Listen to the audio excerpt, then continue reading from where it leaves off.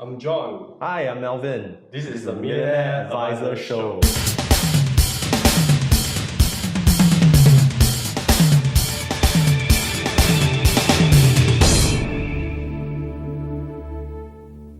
So on this show, we're going to talk about life as a financial advisor Tips on attracting, converting, and retaining, and how you too can be a millionaire advisor.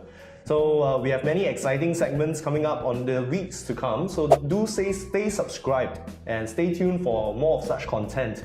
And also be sure to check out the show notes and descriptions below, right? So for anything that you'll be linked up to also. Yeah, that's correct. Well, as always, we like to start the show with a recap of last week. Yes. So last week, what happened? It's the election. Yes, it's the US presidential elections, and President Trump. To be correct, it's President-elect Trump. Yeah, President-elect Trump. So the Electoral College hasn't voted yet, Yeah. so it's not confirmed. But Hillary has already conceded, and then getting all prepared already, right? Yeah. Riot already. That's it. And the decision is so-called final. Kind of, right? Final. Yeah. But in the event where the Electoral College, right, does not vote Trump in, right? Yeah. This would be the second time he'll be screwed by a college. Yeah. So yeah, I'm sure we can have some takeaways from this whole election as well. The year-long election. In fact, it's 2 years. 2 years. Yeah. The whole process took 2 years. I mean, it's tiring just thinking of the election process Yeah. going through. Exactly. And worst thing is how we see America become so divided. Yeah. You're either a Democrat or you're a Republican. You're either for or against Hillary or Trump. It's quite ridiculous. So, not to make any real criticism on the US elections, but I do have a takeaway. My takeaway is more of don't let differences in leadership split your teams apart. Especially in some organizations, some agencies, right? Different leaders have influence over other teams. Don't let the actions of one leader, right, split these two teams apart. Because after all, your agency is as strong as your weakest link also. Yeah, agree. So, any takeaways from this election? Yeah, for me, the takeaway is don't leave anyone behind. Always serve the needs of your so-called, for this case, will be your nation. For us, we have maybe A, B, C clients. So I think as the balance scorecard kicks in, we should not leave our C client behind.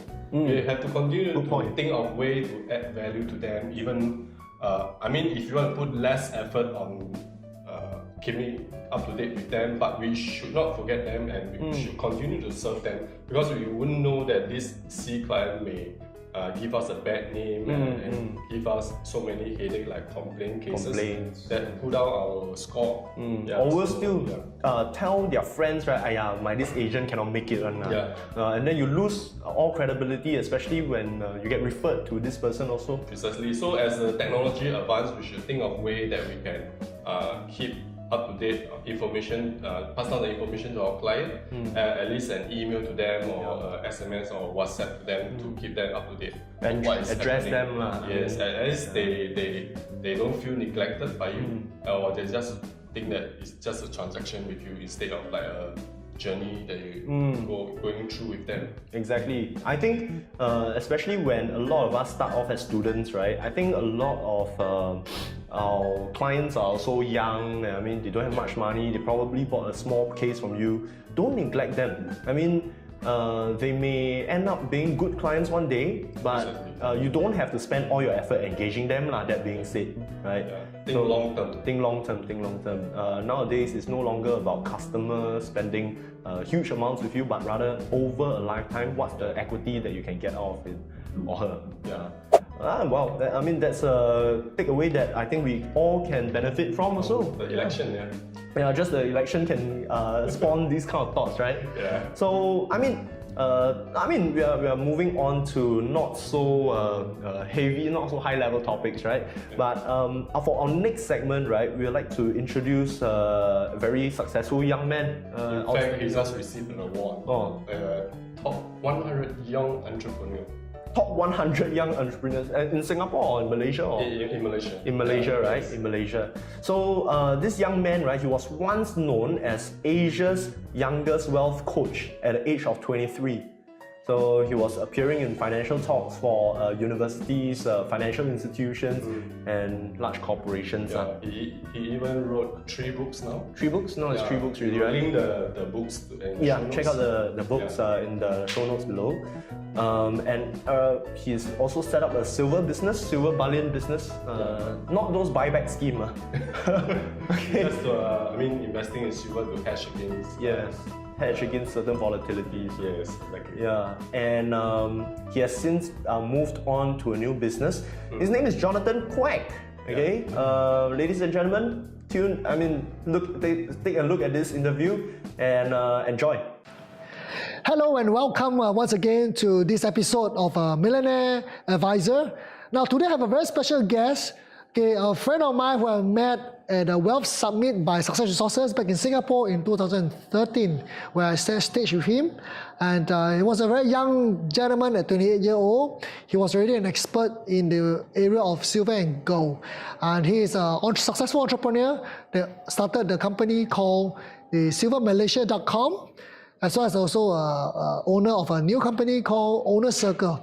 He has also been invited to many big stages around the world, including Success Resources, to Korea, to Singapore, Malaysia, Vietnam, Cambodia, to name a few. And he has also shared stage with some of the biggest international powerhouse like Robert Kiyosaki, Richard Duncan, as well as Robert Allen, to name a few. Like some of the books he has authored, including national bestseller, Keep Investments Simple and Stupid. So welcome to our show. Hi, Chris. Jonathan, really good to have you here. Thanks for inviting me over. Not at all. Now, Jonathan, at age 31, right, you seem to be living a life that can only be a dream to most people.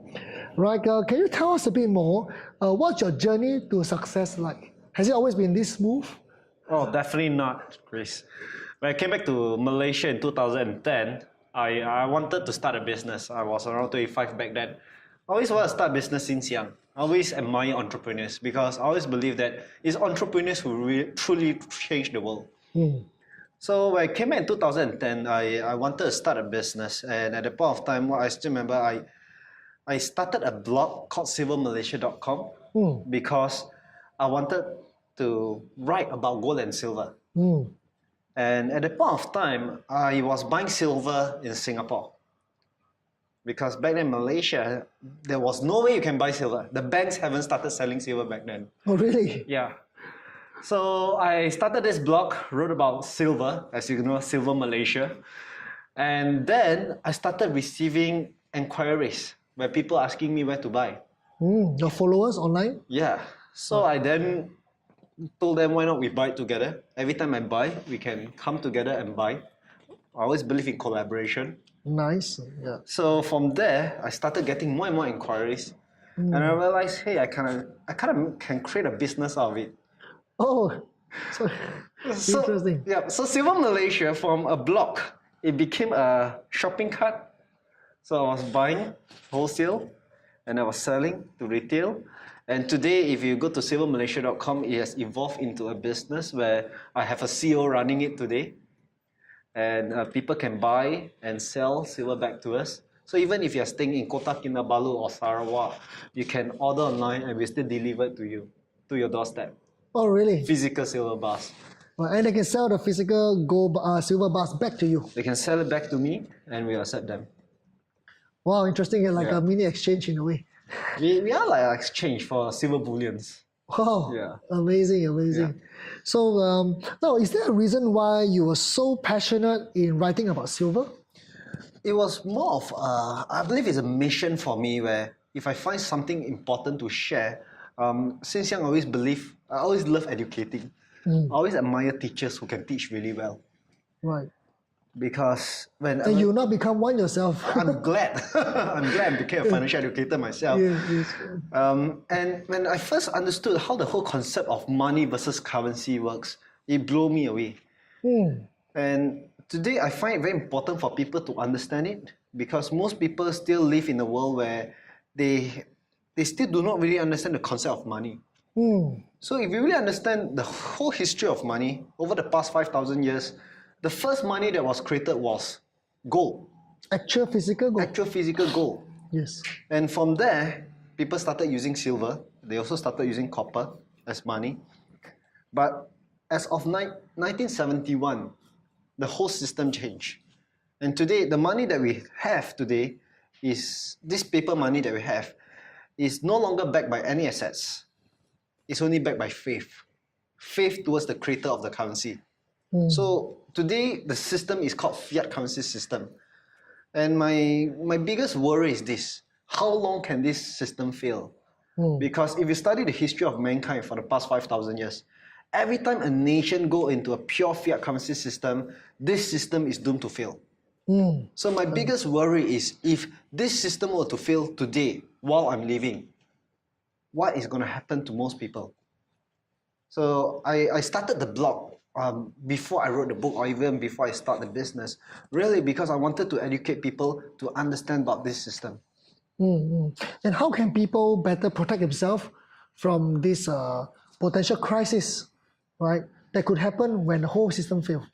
And if you really study, there are many countries that went into the systemic risk where the entire monetary system failed. So they go into this crisis of hyperinflation. Yes. The most recent one was in Zimbabwe in yes. 2008, where the inflation was no longer at 10 or 20%, it was a quadrillion percent. I collect these notes in my office. If you have chance, come to my office, I'll show you all these notes that I collect to remind myself of the mission that we really believe in.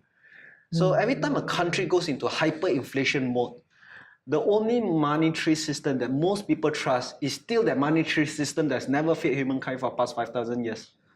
Gold, silver, copper, perhaps. Copper failed at one point of time because of inflation. Yes. So people went into gold and silver. So I still believe in holding gold and silver as a form of hedge against the corrupted monetary system. Now, is there any difference between having certificate of ownership, or buying gold funds compared to owning physical gold and silver? Yeah. Well, if you're buying gold funds, paper gold, you're falling into the same system. So what's the point? It's like buying gold and storing it in the bank and say, give me a paper to prove that I have this piece of gold. So my belief is, if you can't hold it, you don't own it. Because in times of hyperinflation, this is what you need to buy food. This is what you need to protect yourself. Well, Jonathan, I think you have really given a lot of insight over here, because I believe majority of investors, even including some people who are already in the financial sector, may not be aware of the difference between owning physical gold, silver versus actually having a certificate of ownership or owning gold, silver funds. Thank you so much for the insight. You're welcome, thanks. Yeah, and I understand that you've been getting busy lately. So can you tell us a bit more about your latest venture, Owner's Circle? Oh, sure. Yes. Well, this year I got a new CEO for silvermalaysia.com. It's the first time I'm hiring someone to manage my baby. And I started this company called Owner's Circle. Owner's Circle, again, it was another accident. What happened was, a year ago, a friend of mine invited me to invest in a wine bar. And I love drinking wine. Yeah, so do I. It's not just to that, yes. So when you offered me wine, I was so happy. Okay, let's have a seat first. Yeah, go and buy yours, okay? Great, yeah, so you talk about wine, you love wine, same here, great. Yeah. So a friend of mine asked me to co-invest in a wine bar, co-own a wine bar, and he told me this: you don't need to come and manage the wine bar, all you need to do is to have your appointments in this wine bar. So I said, okay, I have a lot of business appointments anyway. Every day, in fact. Every day, I'm always in a wine bar, someone else's wine bar. So when he came out with this idea, I love this friend of mine, I said, let's do it. So he looked for 12 of us to co-own a wine bar. All right. We have a wine bar in this place called One Mont Kiara. Oh, it's a very well-known place for expatriates. Yes. Right? It's a middle high-end living. Yeah, great. And since then, every time I have my coffee, I have my wine, I have it at my place. And why should we spend at someone else's coffee place or wine bar, right? That makes perfect sense. Yeah. So from there, we realized that this idea has turned into a business. Wow, okay. And because when we wanted to set up our second outlet in Pavilion, we want to set up our third outlet in Gurney Plaza in Penang, all of us, we asked ourselves, do we want to invest more money to set up these wine bars? Why not bring in investors with influence to co-own the wine bars? That's a brilliant idea. So I went out to look for people. Who are those people who need to do business over a table like this? Yeah. And we brought in people like this and we interviewed them, we got to know them, and we brought them in as co-owners. Great. What kind of profile are these people usually? Generally, I love to look for, like for a wine bar, for example, I like to look for wine enthusiasts. Enthusiasts? Sounds like me. Yeah, food enthusiasts. We serve very good ribs. And I look for business owners, because business owners, in a wine bar, one of the things I realized is I have a lot of business owners having business discussion in my wine bar. Yep. Right, and also I like to look for salespeople, because these are the people who need venues like this. Yes. This is a business venue for them. It's a casual setting, it's not too formal, and you can have a more light-hearted business discussion Exactly. compared to having a boardroom or in an office setting. Exactly. Great. Yeah. So from there, the whole idea How of... about unit trust consultants, financial advisors as well? Do you Oh, I have? love it. I love insurance agents and unit trust consultants, because these are the people who need a certain level of professionalism in a place, and we kind of fit that criteria. Rather than just meeting in a coffee joint, Yeah. or even the worst at McDonald's. That's the worst place to have meetings. I don't understand how people can make deals over McDonald's. So these are the people who truly fit this criteria. So And you make them co-owner of the place. Yes. And rather than being, since these are the people who have to spend money at these places anyway, why not be a owner? And they get to share profits of the business. And not only that, today, these agents, insurance agents or unit trust consultants, when they come to a wine bar, they no longer come as a salesperson. They come as a co-owner of the bar. Well, I think that helps a lot in positioning. As you know, John, I specialize in empowering financial consultants, all right, to become a true blue professional with high positioning. Okay, positioning, as you would agree, is everything when it comes to business, when it comes to sales. I totally agree with you. Yeah, rather than I always say that you want to serve the high net worth as high net worth. So in this scenario, they could be working with business owner clients as a business owner. Yeah. So that way it positions them. Yeah. And without the need to have to, manage another business. Just focus on what they do best, which is financial advisory. I totally agree with what you're mentioning over here, because it's one thing to put a Coke in a giant supermarket versus putting a Coke in a Hilton hotel. Oh, The absolutely. price just changed, right? Totally. So it's a lot about positioning. And when a business serves another business, a business owner serves another business owner, it sets the context very different. I totally agree. Well, Jonathan, really thank you for all the insights and all the wonderful selfless sharing. Like, Jonathan, for anyone who wants to find out more about Owners Circle or to potentially become a co-owner of your next venture, so how do they find out more? Oh, well, if they want to be the next co-owner of the next wine bar or even a private retreat villa or concept hotel or speakeasy bar, go and check out www.ownercircle.asia. Fantastic. And if I know you're a renowned speaker in the major stages. If for anyone who want to engage you for speaking or coaching, how do you go about doing it? Well, they can check out my Facebook. Go and check out Jonathan Quek. Or they can check out my website as well. It's at www.jonathanquek.com. JonathanQuack.com. As you can see below, these are all the resources and links that you can click to find out more about Jonathan or his ventures. All right, Jonathan, once again, thank you very much. It's been such an honor to have you with us. Thank you. All right, thank you. And for our audience today, it is the end of this episode. So look out for the next episode of Millionaire Advisors. All right, bye-bye.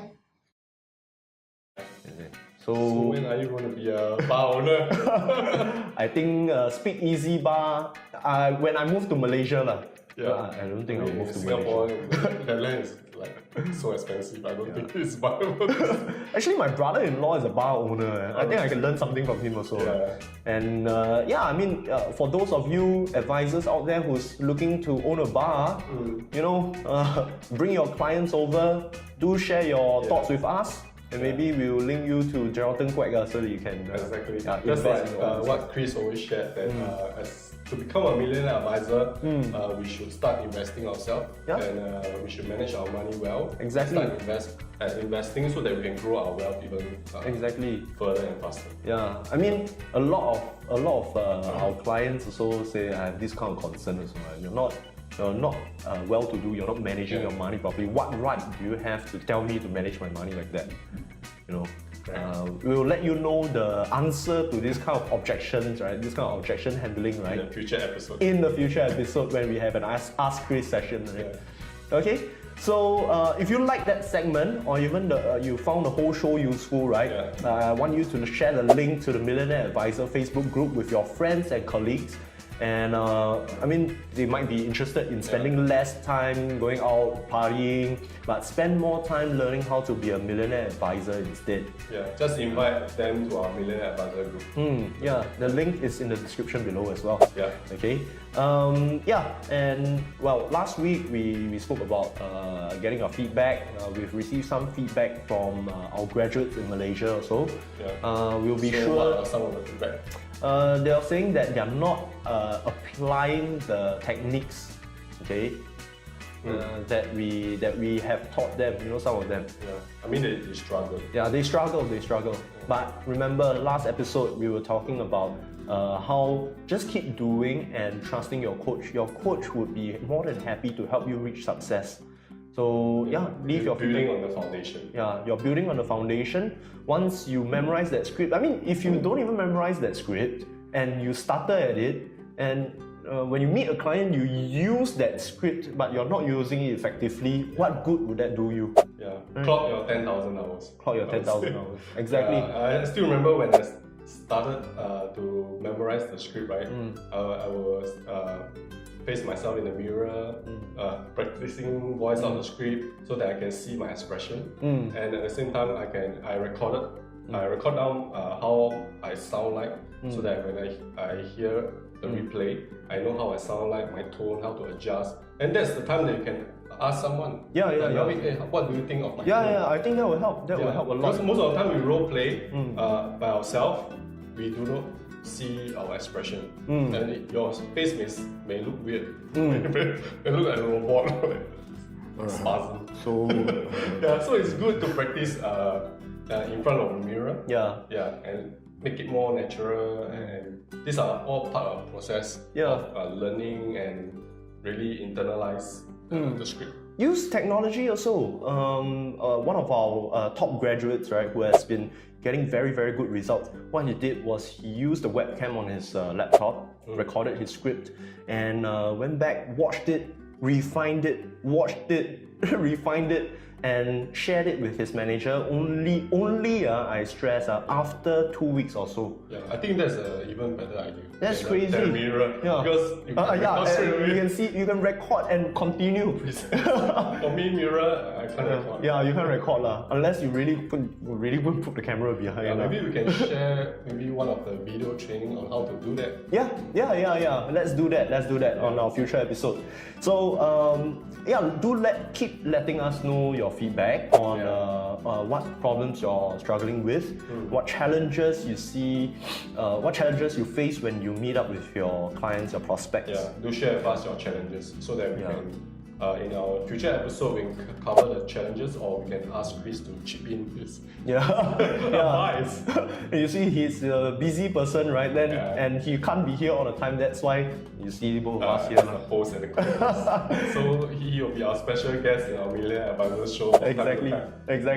Yeah. So in closing, let's go to the question of the day. What are your takeaways from the presidential election? The US presidential election. Let us know, post them in the comments below.